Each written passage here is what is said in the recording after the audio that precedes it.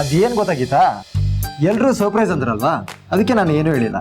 ಅದಕ್ಕೆ ಸಾಹೇಬ್ರು ಗಾಡಿಲಿ ಫೋನ್ ಬಂದಾಗ ಇಳಿದ್ಬಿಟ್ಟು ಮಾತಾಡ್ತೀನಿ ಅಂದಿದ್ದು, ಆಮೇಲೆ ಅದೇನೋ ಟೈರಲ್ ಬ್ಲೋ ಇಲ್ಲ ಅಂದಿದ್ದು, ಇದೆಲ್ಲ ಕತೆಗಳು ತಾನೆ. ಸರ್ಪ್ರೈಸ್ ಇರ್ಬೇಕಲ್ವಾ.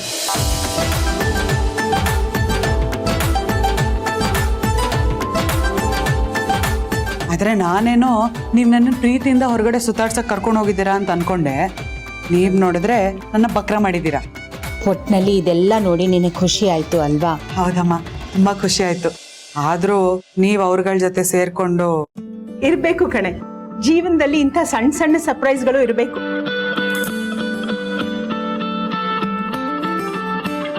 ಇಂಥ ಸಣ್ಣ ಸಣ್ಣ ವಿಷಯಗಳೇ ನಮ್ಗೆ ತುಂಬಾ ಖುಷಿ ಕೊಡೋದು. ಲತಾ ಹೇಳಿ ಸರಿ ಅನ್ಸ್ತು, ಒಪ್ಕೊಂಡೆ.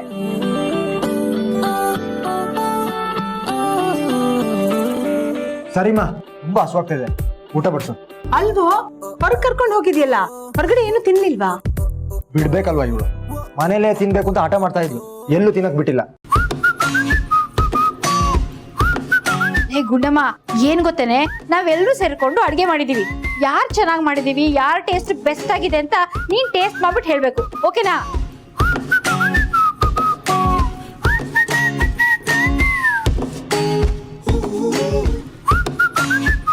ಅಮ್ಮ,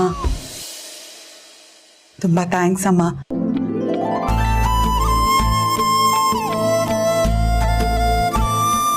ಥ್ಯಾಂಕ್ಸ್ ಯಾಕೆ? ಹಾಸ್ಪಿಟ್ಲಲ್ಲಿದ್ದೆ, ಏನೇನ್ ನಡೀತಿದೆ ಅಂತಾನೂ ಗೊತ್ತಿಲ್ಲ ನನಗೆ.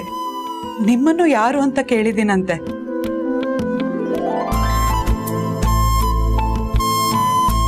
ನಾನೇನೋ ಏನೂ ಗೊತ್ತಿಲ್ಲದೆ ನಿಮ್ಮ ಹತ್ರ ಆರಾಮಾಗಿ ಮಾತಾಡ್ಕೊಂಡಿದ್ದೆ.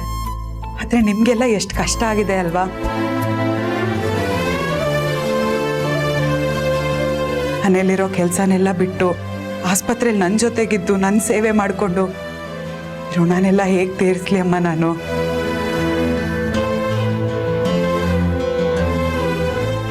ಪರವಾಗಿಲ್ವೇ, ದೊಡ್ಡ ದೊಡ್ಡ ಮಾತಾಡಕ್ ಕಲ್ತ್ಬಿಟ್ಟಿದ್ಯಾ? ಥ್ಯಾಂಕ್ಸ್ ಹೇಳಿ ಋಣ ತೀರ್ಸ್ಬೇಕು ಅಂತಿದ್ಯೇನೆ?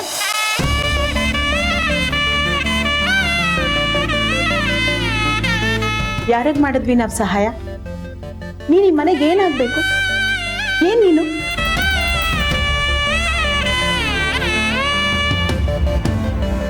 ಸೊಸೆ ತಾನೆ.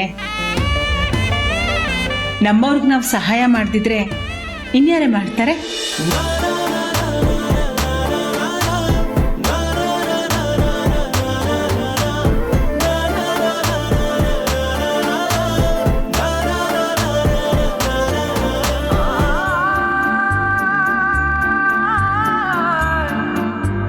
ನೋಡಿ, ನನ್ನ ಸಲುವಾಗಿ ಇಷ್ಟೆಲ್ಲ ಪ್ಲಾನ್ ಮಾಡಿ ಎಲ್ಲರೂ ಖುಷಿ ಖುಷಿಯಾಗಿ ನಗ್ನಗ್ತಾ ಇದ್ದೀರಾ. ಒಂದ್ ಲೆಕ್ಕದಲ್ಲಿ ನನ್ಗೆ ಹೀಗಾಗಿದ್ದು, ನಾನು ಆಸ್ಪತ್ರೆ ಸೇರಿದ್ದು ಎಲ್ಲ ಒಳ್ಳೇದಾಯ್ತು ಅನ್ಸುತ್ತೆ. ಈ ತರ ಇನ್ ಯಾವತ್ತೂ ಆಗೋದ್ ಬೇಡ, ಸುಮ್ನೆ.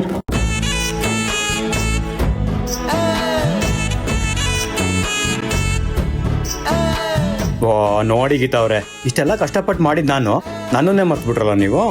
ಖಂಡಿತವಾಗ್ಲೂ ಇಲ್ಲ, ನಿಮ್ಮೆಲ್ರಿಗೂ ದೊಡ್ಡ ದೊಡ್ಡ ಥ್ಯಾಂಕ್ಸು, ಸರಿನಾ?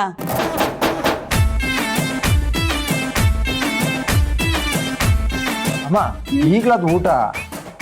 ಬನ್ನಿ, ಬಡಿಸ್ತೀನಿ.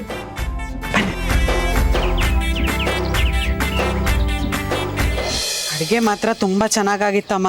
ಬಿಸಿಬೇಳೆ ಬಾತು, ಕ್ಯಾರೆಟ್ ಹಲ್ವಾ ಎಲ್ಲ ಚೆನ್ನಾಗಿದೆ ಅಂತ ಜಾಸ್ತಿನೇ ತಿನ್ಬಿಟ್ಟೆ. ಇವಾಗ ನೋಡು, ಉಸಿರಾಡೋದಕ್ಕೂ ಆಗ್ತಿಲ್ಲ. ಎಲ್ರು ಸೇರಿ ಒಟ್ನಲ್ಲಿ ಚೆನ್ನಾಗಿ ಅಡುಗೆ ಮಾಡಿದ್ದೀರಾ.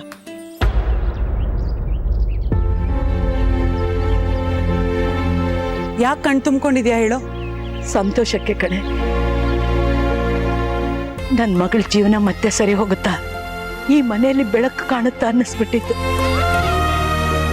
ನಿನ್ ಸ್ಥಿತಿ ನೋಡಿ, ದಿನೇ ದಿನೇ ನೀನು ಸುಧಾರಿಸ್ಕೊಳ್ದೆ ಇರೋದನ್ನ ನೋಡಿ ನನ್ನ ಮಗಳ ಜೀವನ ಮತ್ತೆ ಸರಿ ಹೋಗುತ್ತಾ ಅನ್ನೋ ನಂಬಿಕೆನೇ ಹೋಗ್ಬಿಟ್ಟಿತ್ತು ಕಣೆ ನನಗೆ.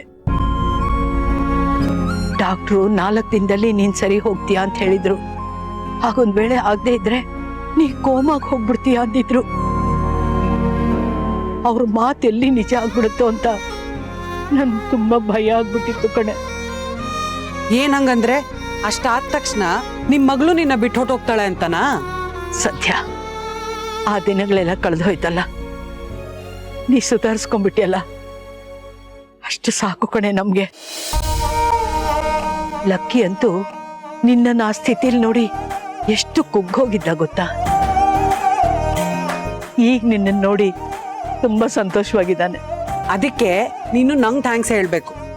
ಯಾಕೆ? ನಾನು ಆಸ್ಪತ್ರೆ ಸೇರಿದ್ದು ಎಲ್ಲ ಮರ್ತೋಗಿದ್ದು ಅದರಿಂದ ತಾನೇ ಇವತ್ತು ನೀವೆಲ್ಲರೂ ಸೇರಿರೋದು ಖುಷಿಯಾಗಿರೋದು.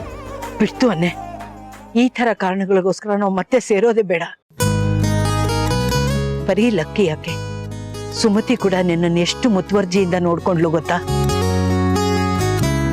ನಿನ್ ಕಂಡ್ರೆ ಸಿಟ್ಟು ಮಾಡ್ಕೋತಾ ಇದ್ಲು, ಸೆಡು ತೋರಿಸ್ತಾ ಇದ್ಲು, ನಿನ್ ಮೇಲೆ ಮಾತ್ಗೂ ಮುನಿಸ್ ತೋರಿಸ್ತಿದ್ಲು. ಅಂಥವಳು ನಿನ್ನ ಈ ಪರಿಸ್ಥಿತಿಯಲ್ಲಿ ನೋಡಿ ಎಷ್ಟು ಚೆನ್ನಾಗಿ ನೋಡ್ಕೊಂಡ್ಲು ಗೊತ್ತಾ. ಸದ್ಯ ಅಮ್ಮ, ನನಗ್ ಹೀಗಾಯ್ತು ಏನೋ ಪರವಾಗಿಲ್ಲ. ಅವತ್ತಿನ ದಿನ ಅಮ್ಮ ಏನಾದ್ರೂ ಬಾಕ್ಸ್ ಓಪನ್ ಮಾಡ್ಬಿಟ್ಟಿದ್ರೆ ಏನ್ ಗತಿ ಆಗ್ತಿತ್ತೋ. ಹೌದಂತೆ ಕಣೆ, ಸ್ವಲ್ಪದಲ್ಲೇ ತಪ್ಪಂತೆ. ಅವ್ರಿಗೇನಾದ್ರೂ ಹೀಗಾಗ್ಬಿಟ್ಟಿದ್ರೆ ಏನ್ ಗತಿ ಹೇಳು. ಸಂಬಂಧನೇ ಹಾಗೆ ಅಲ್ವಾ ಅಮ್ಮ. ಈಗ ನೋಡು, ನಾನು ಆಸ್ಪತ್ರೆ ಸೇರಿದ್ದೀನಿ, ನನ್ಗಿಷ್ಟೆಲ್ಲ ಆಗಿದೆ ಅಂತ ಗೊತ್ತಾದ ತಕ್ಷಣ ಅಲ್ಲಿ ಎಲ್ಲರೂ ಬಂದು ಸೇರಿಲ್ವಾ, ನನ್ನ ಸೇವೆ ಮಾಡಿಲ್ವಾ. ನಾವ್ ಚೆನ್ನಾಗಿದ್ದಾಗ ಯಾರು ನಮ್ಮ ಜೊತೆಗಿರ್ತಾರೆ ಅನ್ನೋದು ಮುಖ್ಯ ಅಲ್ಲ ಅಮ್ಮ, ಕಷ್ಟದಲ್ಲಿದ್ದಾಗ ಯಾರ ಜೊತೆಗೆ ಬರ್ತಾರೆ ಅನ್ನೋದು ಮುಖ್ಯ. ಸದ್ಯ ಇನ್ ಮುಂದೆ ಆದ್ರೂ ಈ ಮನಸ್ತಾಪಗಳೆಲ್ಲ ಕಳೆದು ಜೀವನದಲ್ಲಿ ನೆಮ್ಮದಿಯಾಗಿರಿ. ಸಮಯ ಬಂದಾಗ ಎಲ್ಲ ತಾನಾಗೆ ಸರಿ ಹೋಗತ್ ಬಿಡು. ನೀನ್ ತುಂಬಾ ಯೋಚನೆ ಮಾಡಕ್ ಹೋಗ್ಬೇಡ. ನಿನಗ ಆ ತಾಳ್ಮೆ ಶಕ್ತಿ ಎಲ್ಲ ಇದೆ ಕಣೆ. ನಮ್ಮ ಮಂಗಳ ಅಂಥವಳಾಗಿದ್ರೆ ಇಷ್ಟೊತ್ತಿಗೆ ಭೂಮಿ ಆಕಾಶ ಎರಡು ಒಂದ್ ಮಾಡ್ಬಿಟ್ಟಿರೋಳು. ಬಿಡು, ಅಂಥವ್ರನ್ನ ಬ್ಯಾಲೆನ್ಸ್ ಮಾಡಕ್ಕೆ ನೀನೇ ಸರಿ. ಅದಕ್ಕೆ ನೀನ್ ಅತ್ತೆಯಾಗಿ ಸಿಕ್ಕಿದ್ಯಾ ಅವ್ರಿಗೆ, ನೀನೇ ಎಲ್ಲ ತೂಗಿಸ್ಕೊಂಡು ಹೋಗ್ತೀಯ.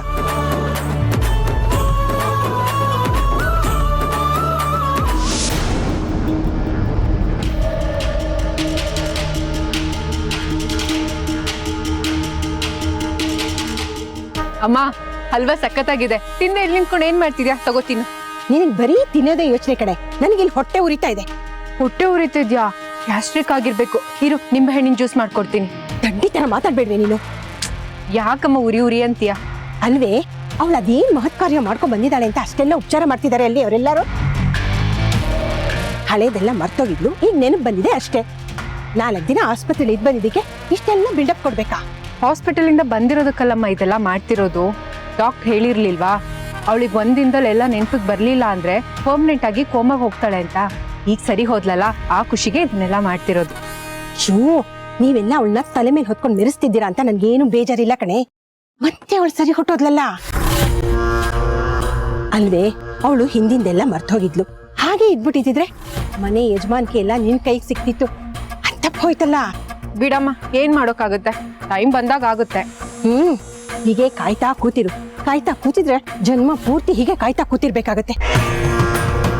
ಕೈಗೆ ಬಂದಿದ್ದಲ್ಲೇ ಬಾಯಿಗೆ ಬರ್ಲಿಲ್ಲ. ದೇವ್ರು ಹೀಗ್ ತೋರಿಸ್ದ, ಹೀಗೆ ಕಿತ್ಕೊಂಡ. ಎಲ್ಲ ನಾವ್ ಅನ್ಕೊಂಡ ಹಾಗೆ ಅದಾಗದೆ ನಡೀತಾ ಇದೆ ಅಂತ ಅನ್ಕೊಂಡಿದ್ದೆ, ಖುಷಿಯಾಗಿದ್ದೆ. ಆದ್ರೆ ಹೀಗಾಗೋಯ್ತು. ಈಗ ಮತ್ತೆ ನಾವೇ ಏನಾದ್ರೂ ಐಡಿಯಾ ಮಾಡ್ಬೇಕು. ಆ ಸುಮತಿ ನೋಡು, ಇಷ್ಟು ದಿನ ಸೊಸೆನ್ ಕಂಡ್ರಾಗೋದಿಲ್ಲ ಅನ್ನೋ ತರ ನಡ್ಕೋತಾ ಇದ್ರು. ಆದ್ರೆ ಆಸ್ಪತ್ರೆಯಿಂದ ಮನೆಗೆ ಬರ್ತಾಳೆ ಅಂದ ತಕ್ಷಣ ಏನ್ ಸಂಭ್ರಮ. ಮುಂದೆ ನಿಂತ್ಕೊಂಡು ಅಡುಗೆ ಮಾಡಿದ್ದೇನು, ನನ್ನಂತ ವೆಲ್ಕಮ್ ಮಾಡ್ಕೊಂಡಿದ್ದೇನು. ಅಬ್ಬಬ್ಬಾ, ಈ ಜನ ಯಾವಾಗ ಹೇಗ್ ಬದಲಾಗ್ತಾರೆ ಅಂತಾನೆ ಹೇಳಕ್ಕಾಗಲ್ಲ ಕಣೆ. ಒಂದು ಕ್ಷಣ ಇದ್ದಂಗೆ ಇನ್ನೊಂದು ಕ್ಷಣ ಇರಲ್ಲ. ಬಿಡಮ್ಮ, ನೀನೇನ್ ಅವರು ನಂಬ್ಕೊಂಡು ಜೀವನ ಮಾಡ್ತಿದ್ಯಾ? ಅದಕ್ಕೆ ಕಣೆ ಪಿಂಕಿ, ಯಾರನ್ನು ನಂಬ್ಕೊಂಡು ಬದುಕು ನಡೆಸಬಾರ್ದು. ನಮ್ ಬುದ್ಧಿ ನಮ್ ಕೈಯಲ್ಲಿ ಇರ್ಬೇಕು. ನೋಡೆ, ಈಗ ಸುಮತಿಗೆ ಗೀತನ್ ಮೇಲೆ ಇದ್ದಕ್ಕಿದ್ದಂಗೆ ಪ್ರೀತಿ ಹೆಚ್ಚಾಗ್ಬಿಟ್ಟಿದೆ. ಯಾಕೆ ಹೇಳು? ಅವಳು ಇಷ್ಟು ದಿನ ಆಸ್ಪತ್ರೆಯಲ್ಲಿದ್ದು ಈಗ ಹುಷಾರಾಗಿ ಮನೆಗೆ ಬಂದಿದ್ದಾಳೆ ಅಂತ. ಆದ್ರೆ ಇದು ಹೀಗೆ ಇರಬಾರ್ದು. ಗೀತಾ ಆಸ್ಪತ್ರೆಗೆ ಹೋಗಕ್ ಮುಂಚೆ ಸುಮತಿ ಮತ್ತೆ ಗೀತನ್ ಮಧ್ಯೆ ಇತ್ತಲ್ಲ ಡಿಫ್ರೆನ್ಸು, ಅದೇ ತರ ಮತ್ತೆ ಆಗ್ಬೇಕು. ಅದಕ್ಕೇನು, ಅವ್ರಿಬ್ರ ಮಧ್ಯೆ ನಾನ್ ಜಗಳ ತಂದಿಡೋಕಾಗುತ್ತಾ? ಜಗಳ ತಂದಿಡೋದೇನು ಬೇಡ ಕಣೆ. ಮತ್ತೆ ಅವರಿಬ್ರು ಹತ್ರ ಆಗ್ಬಾರ್ದು, ಪ್ರೀತಿ ಬೆಳಿಬಾರ್ದು. ಆ ತರ ನೋಡ್ಕೊಂಡ್ರೆ ಸಾಕು.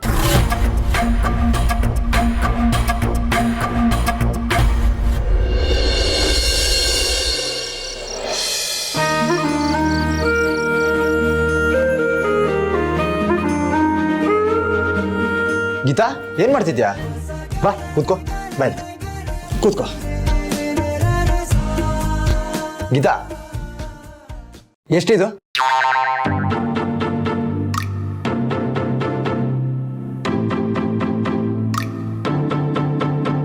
ಗೊತ್ತಿಲ್ಲ. ಗೊತ್ತಿಲ್ವಾ? ಪೆದ್ಗುಂಡಿ 4. ಹೌದಾ? ಈ ಕನ್ಫರ್ಮ್ ಆಯ್ತು, ನಿಮ್ಗೆಲ್ಲ ನೆನಪಿದೆ. ಅದೇಗೆ? ನಾನು 4 ಅಂತಾನೂ ಹೇಳಿಲ್ಲ, ಎಲ್ಲ ನೀವೇ ಹೇಳಿದ್ದು. ಅದಕ್ಕೆ ಗೊತ್ತಾಗಿದ್ದು ನೀನ್ ಮಾಮೂಲಾಗಿದ್ಯಾ ಅಂತ. ನೀನು ಪೆದ್ಗುಂಡಿ ಅಲ್ವಾ, ಅದಕ್ಕೆ ನಾನು 4 ಬೆರಳು ತೋರಿಸಿದ್ರು ನಿನಗೆ ಗೊತ್ತಾಗ್ತಾ ಇಲ್ಲ.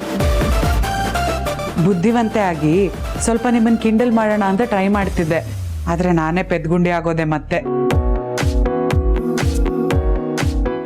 ಪೆದ್ಗುಂಡಿ ಆಗಿದ್ದಾಳೆ ಅಂತ ಗೊತ್ತಾದ್ಮೇಲೆ ನನ್ಗಿಂತ ಇನ್ಯಾರು ಖುಷಿ ಪಡ್ತಾರೆ? ಆದ್ರೂ ಹೇಗಿದ್ರು ಎಲ್ಲ ಮರ್ತಿದ್ದೆ, ಹಾಗೆ ಇದ್ಬಿಡ್ಬೇಕಿತ್ತು. ಆಗ್ಲೇ ನೀವು ನನ್ನ ಚೆನ್ನಾಗಿ ನೋಡ್ಕೋತಿದ್ರಿ ಅಲ್ವಾ? ಅಂದ್ರೆ ಇವಾಗ ಚೆನ್ನಾಗಿ ನೋಡ್ಕೋತಾ ಇಲ್ವಾ? ಇವಾಗ ಚೆನ್ನಾಗೇ ನೋಡ್ಕೋತಿದ್ದೀರಾ, ಅದೆಲ್ಲ ಬಿಡಿ. ಈ 4 ದಿನ ನಾನು ಹೇಗಾಡ್ತಾ ಇದ್ದೆ? ಅಯ್ಯೋ, ಅದನ್ನ ಯಾಕೆ ಕೇಳ್ತೀಯ? ಮಾತಾಡಿ ಸಾಕಾಗೋಯ್ತು ನನ್ಗೆ. ನಿನಗ್ ನೆನ್ಪು ಬರ್ಲಿ ಅಂತ 2 ವರ್ಷದಲ್ಲಿ ನಾವು ಕಳ್ದಿರೋ ಪ್ರತಿ ಕ್ಷಣನೂ ಹೇಳ್ತಾ ಹೋದೆ, ಬಟ್ ನಿನ್ಗೆ ಯಾವ್ದು ಗೊತ್ತಾಗ್ತಾ ಇರಲಿಲ್ಲ. ಅದು ಒಂಥರ ಚೆನ್ನಾಗಿರ್ತಿತ್ತಲ್ಲ. ನಾನು ಸ್ವಲ್ಪ ದಿನ ಹಾಗೆ ಇದ್ದೀನಿ ಅಂತ ನಾಟಕನಾದ್ರೂ ಮಾಡ್ಬೇಕಿತ್ತು, ಆಗ ನೀವು ಯಾವಾಗ್ಲೂ ನನ್ನ ಹತ್ರನೇ ಮಾತಾಡ್ತಿದ್ರಿ. ಈಗೇನು ಮಾತಾಡ್ತಿಲ್ವಾ? ಮಾತಾಡ್ತೀರಾ, ಆದ್ರೆ ಸ್ವಲ್ಪ ರೇಗ್ಸೋದು ಜಾಸ್ತಿ. ಹಾಗಿದ್ದಿದ್ರೆ ಸ್ವಲ್ಪ ಪ್ರೀತಿಯಿಂದ ಮಾತಾಡಿಸ್ತಿದ್ರಿ ಅಲ್ವಾ, ಅದಕ್ಕೆ. ನಾನು ರೇಗ್ಸೋದ್ರಲ್ಲಿ ತೋರಿಸ್ತಾ ಇರೋ ಪ್ರೀತಿ ಕಾಣಿಸ್ತಾ ಇಲ್ವಾ? ಕಾಣಿಸ್ತೆ ಏನು, ಎಲ್ಲ ಗೊತ್ತಾಗತ್ತೆ. ನಾನೇನು ಅಂತ ಪೆದ್ಗುಂಡಿನೂ ಅಲ್ಲ ಬಿಡಿ. ಅಲೆ ನಾಚಿಕೆ ನೋಡು, 1 ಸೆಕೆಂಡ್ ಅಲ್ಲಿ 10 ಎಕ್ಸ್ಪ್ರೆಷನ್ ಕೊಡ್ತಾ ಇದ್ಯಾ. ಈ 4 ದಿನ ಹೆಂಗಿದ್ದೆ ಗೊತ್ತಾ ನೀನು? ಎಕ್ಸ್ಪ್ರೆಷನ್ನೇ ಇರ್ಲಿಲ್ಲ ಮುಖದಲ್ಲಿ, ಗೋಡೆ ತರ ಇದ್ದೆ. ನಿಜ ಬಿಡಿ, ಇರೋ ಗಾತ್ರಕ್ಕೆ ಮುಖದ ಮೇಲೆ ಎಕ್ಸ್ಪ್ರೆಷನ್ ಇಲ್ಲ ಅಂತಂದ್ರೆ ಸುಣ್ಣ ಬಳ್ದಿರೋ ಗೋಡೆನೆ. ನೀನ್ ಹಾಗೆ ಇರೋದನ್ನ ನೋಡಿ ಲೈಫಲ್ಲಿ ಎಲ್ಲ ಇಂಟ್ರೆಸ್ಟ್ ಕಳ್ಕೊಬಿಟ್ಟೆ ಗೀತಾ. ಹೀಗೆ ಇದ್ರೆ ಏನಪ್ಪ ಮಾಡೋದು ಅಂತ ಅನ್ಸ್ಬಿಡ್ತು. ಆಮೇಲೆ ಒಂದು ಡಿಸಿಷನ್ ತಗೊಂಡೆ, ನೀನ್ ಕೋಮಾಗ ಹೋದ್ರೆ ನಿನ್ನ ನೋಡ್ತೇನೆ ಜೀವನ ಕಳಿಬೇಕು ಅಂತ. ಅಂದ್ರೆ ಕಬಡ್ಡಿನೂ ಬಿಟ್ಟು ನನ್ನ ನೋಡ್ಕೊಂಡು ಕೂತ್ಕೋತಿದ್ರಾ? ಹೌದು ಗೀತಾ, ನಿನ್ಕಿಂತ ಮುಖ್ಯ ಯಾವುದೂ ಇಲ್ಲ.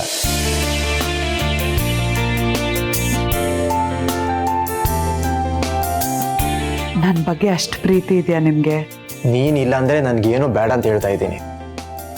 ಇದಕ್ಕಿಂತ ಇನ್ನೇನು ಹೇಳಲಿಕ್ಕಿತ?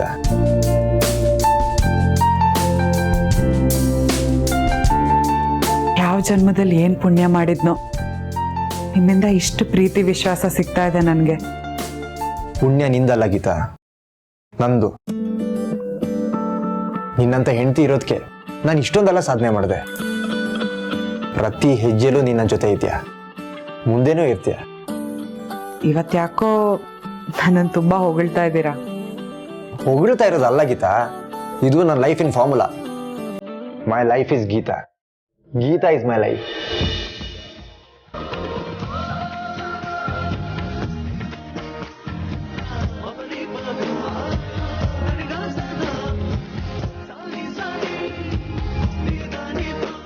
ನಾವ್ ಯಾವಾಗ್ಲೂ ಹೀಗೆ ಇರ್ತೀವಲ್ವಾ?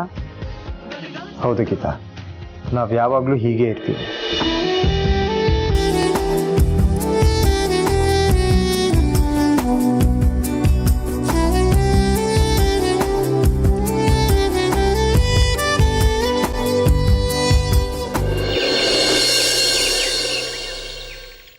ಹಲೋ ಸರ್, ಹೇಗಿದ್ದೀರಾ? I am good. ನೀವ್ ಹೇಗಿದ್ದೀರಾ? ಹೇಗ್ ನಡೀತಿದೆ ಪ್ರಾಕ್ಟೀಸು? ಪ್ರಾಕ್ಟೀಸ್ ಎಲ್ಲ ಚೆನ್ನಾಗಿ ನಡೀತಾ ಇದೆ ಸರ್. ಇನ್ಫ್ಯಾಕ್ಟ್ ನಾನು ಈ ಪೊಸಿಷನ್ ಬರೋದಕ್ಕೆ ಪ್ರಾಕ್ಟೀಸೇ ಕಾರಣ. It's going good. Of course, ನೀವು ಪ್ರಾಕ್ಟೀಸ್ ಮಾಡೋದೇ ಬೇಡ. You will always be in a good form. Very good. Your dedication will give you a good prize. Good ಪ್ರೈಸಾ? ಹೌದು. ನಾಳೆ ಲೀಗ್ ಪ್ಲೇಯರ್ಸ್ ಟೀಮ್ ಫಾರ್ಮ್ ಆಗುತ್ತೆ.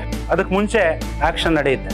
ಹಾ ಗೊತ್ತು ಸರ್, ಫೆಡರೇಷನ್ ಅವರು ಇಂಟಿಮೇಷನ್ ಮಾಡಿದ್ದಾರೆ. We are very particular. ನಮ್ಮ ಟೀಮ್ಗೆ ನೀವು ಟೆಲಿಕಾಸ್ಟ್ ಬೇಕು. I am very sure you will be definitely in our team.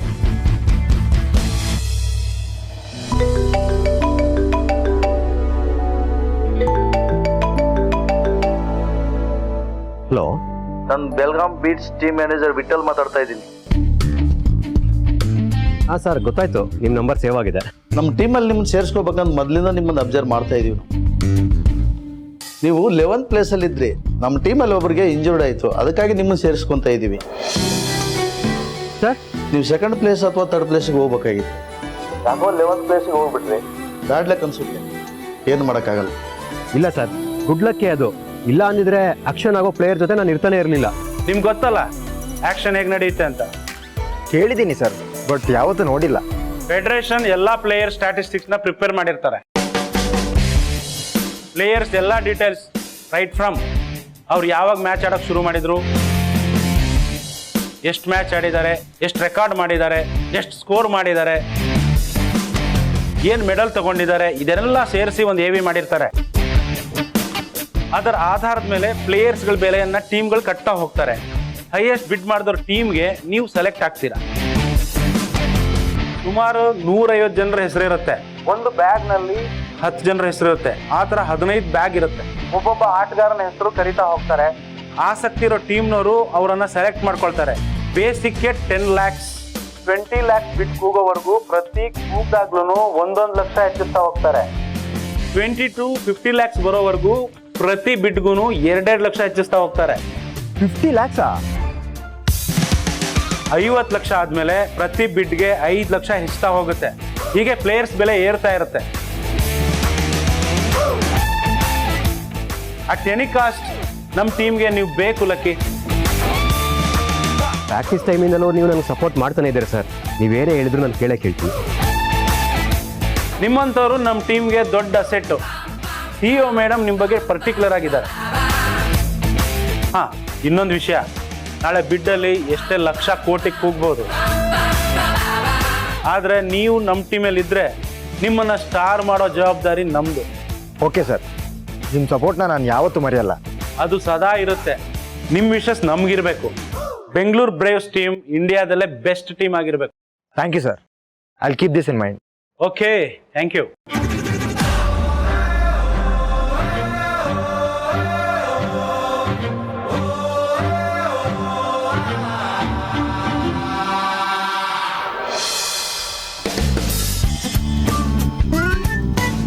Geetha, Geeta, but ಏನ್ ಮಾಡೋದು? ಯಾಕೆ ಎಷ್ಟು ಎಕ್ಸೈಟೆಡ್ ಆಗಿದ್ದೀರಾ? ಏನಾಯ್ತು? ಎಕ್ಸೈಟ್ಮೆಂಟು, ಟೆನ್ಷನ್ ಒಂದು ಗೊತ್ತಾಗ್ತಿಲ್ಲ ಗೀತಾ. ಆದ್ರೆ ಹೊಟ್ಟೆಲಿ ಚಿಟ್ಟೆ ಹಾರಾಡ್ತಿದೆ. ನೀವ್ಯಾಕೆ ಚಿಟ್ಟೆ ನುಂಗಿದ್ರಿ? ವಿಷಯ ಅದಲ್ಲ ಗೀತಾ, ನಾಳೆ ಪ್ಲೇಯರ್ಸ್ ಆಕ್ಷನ್ ನಡೀತಾ ಇದೆ. ಪ್ಲೇಯರ್ಸ್ದು ಆಕ್ಷನ್? ಹಂಗಂದ್ರೇನು? ನಾನು ಕಬಡ್ಡಿ ಲೀಗಿಗೆ ಸೆಲೆಕ್ಟ್ ಆಗಿದ್ದೀನಿ ಅಲ್ವಾ, ಯಾವ ಟೀಮಿಗೆ ಸೆಲೆಕ್ಟ್ ಆಗ್ತಾ ಇದ್ದೀನಿ ಅಂತ ನಾಳೆ ಗೊತ್ತಾಗುತ್ತೆ.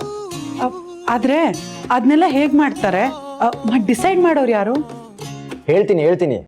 ಇದೆಲ್ಲ ಒಂಥರ ಹರಾಜಿದ್ದಂಗೆ. ಡಿಸ್ಟ್ರಿಕ್ಟ್ ಅಲ್ಲಿ ಸೆಲೆಕ್ಟ್ ಆಗಿರೋ ಎಲ್ಲಾ ಪ್ಲೇಯರ್ಸ್ ನ ಲಿಸ್ಟ್ ಮಾಡಿ ಅವ್ರನ್ನ ಒಂದು ಬ್ಯಾಗ್ ಹಾಕಿ ಅವ್ರ ಹೆಸರನ್ನ ಕೂಗ್ತಾರೆ. ಟೀಮ್ ಓನರ್ಸು, ಮ್ಯಾನೇಜರ್ಸು ಎಲ್ಲರೂ ಬಂದಿರ್ತಾರೆ. ಎಲ್ಲಾ ಪ್ಲೇಯರ್ಸ್ಗೂ ಬಿಡ್ ಮಾಡ್ತಾರೆ. ಯಾವ ಪ್ಲೇಯರ್ಗೆ ಯಾವ ಟೀಮ್ ಜಾಸ್ತಿ ಬಿಡ್ ಮಾಡ್ತಾರೋ ಆ ಪ್ಲೇಯರ್ ಆ ಟೀಮ್ ಸೇರ್ಕೋತಾರೆ. ಬೆಂಗಳೂರು ಟೀಮ್ನವರು ನಿಮ್ಮ ಮೇಲೆ ತುಂಬಾ ಇಂಟ್ರೆಸ್ಟ್ ತೋರಿಸ್ತಾರೆ ಅಂತ ಹೇಳ್ತಿದ್ರಿ ಅಲ್ವಾ ನೀವು? ಹೌದು ಗೀತಾ, ಇವಾಗ ಅವರೇ ಫೋನ್ ಮಾಡಿದ್ದು, ನಾಳೆ ಆಕ್ಷನ್ ಇದೆ, ಆಲ್ ದ ಬೆಸ್ಟ್ ಅಂತ ಹೇಳಿದ್ರು. ಹಾಗಿದ್ರೆ ಅವ್ರ ಟೀಮಿಗೆ ನೀವೇ ಬೇಕು ಅಂತ ಮೊದಲೇ ಸೆಲೆಕ್ಟ್ ಮಾಡ್ಕೊಂಡ್ಬಿಡ್ಬೋದಲ್ವಾ? ಅದಾಗಲ್ಲ ಗೀತಾ, ನನ್ನ ಟರ್ನ್ ಬಂದಾಗ ಬಿಡ್ಡಿಂಗ್ ಸ್ಟಾರ್ಟ್ ಆಗುತ್ತೆ. ಅಕಸ್ಮಾತ್ ಬೆಂಗಳೂರು ಟೀಮ್ಗಿಂತ ಬೇರೆ ಟೀಮ್ ಅವರು ಜಾಸ್ತಿ ಬಿಡ್ ಮಾಡಿದ್ರೆ ಆ ಟೀಮಿಗೆ ಸೇರ್ಕೋಬೇಕಾಗುತ್ತೆ. ಅಲ್ಲ ಲಕ್ಕಿ ಅವರೇ, ಅದು ಮೋಸ ಮಾಡ್ದಾಗಲ್ವಾ? ಪಾಪ ಬೆಂಗಳೂರು ಟೀಮ್ನವರು ನಿಮ್ಗೆ ಎಷ್ಟೆಲ್ಲ ಎಂಕರೇಜ್ ಮಾಡಿದ್ದಾರೆ, ಸಪೋರ್ಟ್ ಮಾಡಿದ್ದಾರೆ. ನೀವು ಅವ್ರ ಟೀಮೇ ಜಾಯ್ನ್ ಆಗಿ. ಅದೆಲ್ಲ ನಮ್ಮ ಚಾಯ್ಸ್ ಅಲ್ಲ ಗೀತಾ, ಅದಕ್ಕೆ ಬೇರೆನೇ ಕಮಿಟಿ ಇರುತ್ತೆ. ಯಾವ ಟೀಮ್ ಜಾಸ್ತಿ ಬಿಡ್ ಮಾಡುತ್ತೋ ಆ ಟೀಮ್ ಸೇರ್ಕೊಳ್ಳೇಬೇಕು ನಾವು. ಯಾವ ಟೀಮ್ ಸೆಲೆಕ್ಟ್ ಮಾಡ್ಕೋತಾರೋ ನನಗಂತೂ ಭಯ ಸ್ಟಾರ್ಟ್ ಆಗಿಬಿಟ್ಟಿದೆ. ಏನೇ ಆಗಲಿ, ಒಟ್ಟಿನಲ್ಲಿ ನೀವು ಬೆಂಗಳೂರು ಟೀಮ್ಗೆ ಸೆಲೆಕ್ಟ್ ಆದರೆ ನಮ್ಮೆಲ್ರಿಗೂ ಖುಷಿ. ನೋಡೋಣ ನನ್ನ ಅದೃಷ್ಟ ಹೇಗಿರುತ್ತೋ ನಾಳೆ ಗೊತ್ತಾಗುತ್ತೆ. ಆದರೂ ನೀವು ದುಡ್ಡಿನ ಆಸೆಗಾಗಲಿ ಟೈಮ್ ಪಾಸ್ಗಾಗಲಿ ಆಡಕ್ಕೆ ಹೋಗ್ತಿಲ್ಲ. ಆಟದ ಮೇಲೆ ನಿಜವಾಗ್ಲೂ ಪ್ರೀತಿ ಇಟ್ಕೊಂಡು ಶ್ರದ್ಧೆಯಿಂದ ಆಡ್ತಿದ್ದೀರಾ. ಒಳ್ಳೆ ಟೀಮಲ್ಲೇ ಆಡ್ತೀರಾ ಬಿಡಿ. ಹೌದು ಗೀತಾ, ನನಗಂತೂ ಕಬಡ್ಡಿ ಬಿಟ್ಟರೆ ನನ್ನ ಲೈಫಲ್ಲಿ ಬೇರೆ ಏನೂ ಇಲ್ಲ. ತುಂಬ ಜನ ಅಪ್ಪಂಗೆ ಹೇಳ್ತಾ ಇದ್ರು, ಆರಾಮಾಗಿದ್ದಾಗ ಆಡೋದಕ್ಕೆ ಸರಿ, ಕಬಡ್ಡಿಯಿಂದ ಜೀವನ ನಡೆಯಲ್ಲ, ನಿಮ್ಮ ಮಗನ ಡಿಗ್ರಿ ಆಗಿದೆ, ಕೆಲ್ಸಕ್ಕೆ ಸೇರಿಸಿ ಅಂತ. ಆದರೆ ಅಪ್ಪ ಯಾವ ಕೆಲಸಕ್ಕೂ ಕಳಿಸ್ದೆ ಕಬಡ್ಡಿನೇ ಆಡು ಅಂತ ಹೇಳಿದ್ರು. ಯಾಕೆಂದರೆ ಅಪ್ಪನೂ ಕಬಡ್ಡಿನೇ ನಂಬ್ಕೊಂಡಿದ್ರು. ಏನದೊಂದು ಸಾಧನೆ ಮಾಡಬೇಕು, ನ್ಯಾಷನಲ್ ಲೆವೆಲಲ್ಲಿ ಆಡಬೇಕು ಅಂತ ಕನ್ಸ್ಕೊಂಡಿದ್ರು. ಅವ್ರು ಅದನ್ನ ಮಾಡೋಕ್ಕಾಗಿಲ್ಲ. ಏನಕ್ಕೆ ಅಂದರೆ ಅವ್ರ ಸಾಧನೆಗಿಂತ ಫ್ಯಾಮಿಲಿ ಪ್ರಾಬ್ಲಮ್ಸೇ ಜಾಸ್ತಿ ಆಗೋಯ್ತು. ಅದಕ್ಕೆ ಅವ್ರ ಕನಸನ್ನ ನನ್ನ ಮೂಲಕ ಈಡೇರಿಸ್ಕೋಬೇಕು ಅಂತ ನಿರ್ಧಾರ ಮಾಡಿದ್ರು. ಯಾರು ಏನು ಹೇಳಿದ್ರು ಕೇರ್ ಮಾಡ್ತಾ ಇರಲಿಲ್ಲ. ಕಬಡ್ಡಿ ಹೇಳ್ಕೊಟ್ರು, ಈ ಮಟ್ಟಕ್ಕೆ ಬೆಳೆಸಿದ್ರು. ಕಬಡ್ಡಿ ಬಿಟ್ಟು ಬೇರೆ ಕೆಲ್ಸಕ್ಕೆ ಹೋಗುವಂತ ಒಂದು ದಿನಾನೂ ಹೇಳಿಲ್ಲ. ಯಾರಾದ್ರೂ ನಿಮ್ಮ ಮಗ ಆಟ ಆಡ್ತಾ ಕಾಲ ಕಳೀತಾ ಇದ್ದೇನೆ ಅಂತಂದಾಗ ಅವ್ರಿಗೂ ಒಂದು ಮಾತಾಡಿಲ್ಲ. ಯಾಕೆ ಹೇಳು? ಅವ್ರ ಕನಸನ್ನ ನಾನು ಈಡೇರಿಸ್ಬೇಕು ಅಂತ.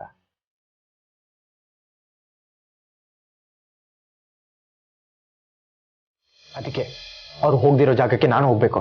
ಅವ್ರ ಕನಸನ್ನ ನಾನು ಅನ್ಸ್ ಮಾಡ್ಬೇಕು.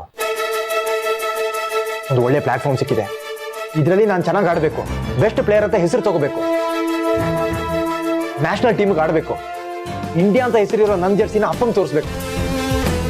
ಅದೇ ನನ್ನ ಆಸೆ. ನಿಮ್ಮ ಮನಸ್ಸಲ್ಲಿರೋ ಉದ್ದೇಶ ಇಷ್ಟು ಚೆನ್ನಾಗಿದೆ ಅಂದಮೇಲೆ ಒಳ್ಳೇದಾಗೇ ಆಗುತ್ತೆ ಲಕ್ಕಿಯವರೇ. ಏನು ಯೋಚನೆ ಮಾಡಬೇಡಿ. ಆಮೇಲೆ ಈ ಆಕ್ಷನ್ಗೆ ನಾವೆಲ್ಲರೂ ನಿಮ್ಮ ಜೊತೆ ಬರ್ತೀವಿ, ಚೆನ್ನಾಗಿರುತ್ತೆ. ಹೇ ದಡ್ಡಿ, ನಾನು ಹೋಗೋಕ್ಕಾಗಲ್ಲ, ನೀನು ಹೋಗೋಕ್ಕಾಗಲ್ಲ. ಟಿವಿಲಿ ಲೈವ್ ಟೆಲಿಕಾಸ್ಟ್ ಬರುತ್ತೆ, ಕೂತ್ಕೊಂಡು ನೋಡೋಣ.